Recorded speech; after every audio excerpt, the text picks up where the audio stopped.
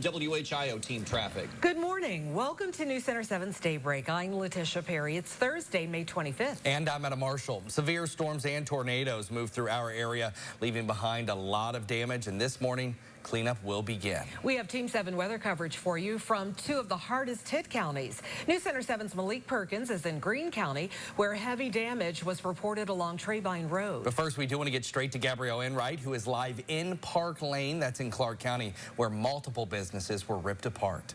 Gabrielle, what exactly are you seeing this morning? Adam, we are here on State Route 235, and take a look. We've been seeing the pictures of the Family Dollar, and this is what it looks like in person. I was watching meteorologist Brett Collar and also Eric Elwell tracking the storms last night. I started getting video and photos of a friend of mine who was here. He is a storm tracker, and he showed me this video. Seeing it in person, though, makes all the difference. Now, what you can see right now, some people up there in the front of the store, that's a glass company. They pulled up here about 10 minutes ago. They are assessing the damage, and you can see just through the windows how much damage was done here. We do have some video to show you that was taken from last night when the severe weather moved through and that possible tornado. This is not far from that Sunoco station where I was at just about 15 minutes ago. We've since moved locations, and the damage here is just unbelievable, especially when you talk with the deputies on scene, and they're telling us that no injuries were reported. Now, I want to show you back live here. It's dark. It's obviously difficult to see. We've had a lot of deputies patrolling 235, also known as South Dayton Lakeview Road. Right behind me is a Motorsports of Dayton. They tell me there's a lot of motorcycles there that had some damage. And what you're looking at to the left, I know it's very dark. You see some lights. Those are actually news crews here from as far away as Columbus covering this story. But I can tell you that is the Sunoco station, which I'll show you coming up in about 15 or 20 minutes when we are live once again.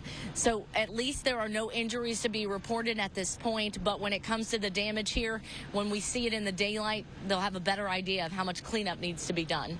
Reporting live, Gabrielle Enright, Newscenter 7. Gabrielle, thank you. Speaking of that Park Lane area, residents inside an apartment complex right across the street from where Gabrielle currently is were forced out after one roof blew off and another collapsed. This was behind that Sunoco gas station there on State Route 235 in Park Lane.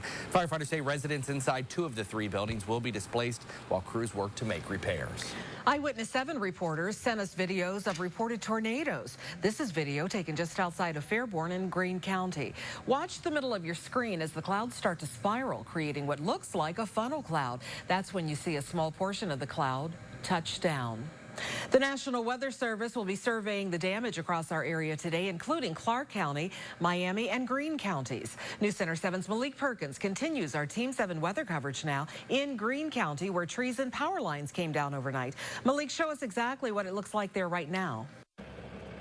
Well, Letitia, here on Trabine Road near Dayton Xenia is where many of these trees and power lines were down. I want to show you what the scene looked like earlier. Crews had to shut down the road as they cleaned up debris. The National Weather Service will be coming out here later today to confirm if all of this was caused by a tornado. We spoke with Jeremy House, who was out tracking this storm.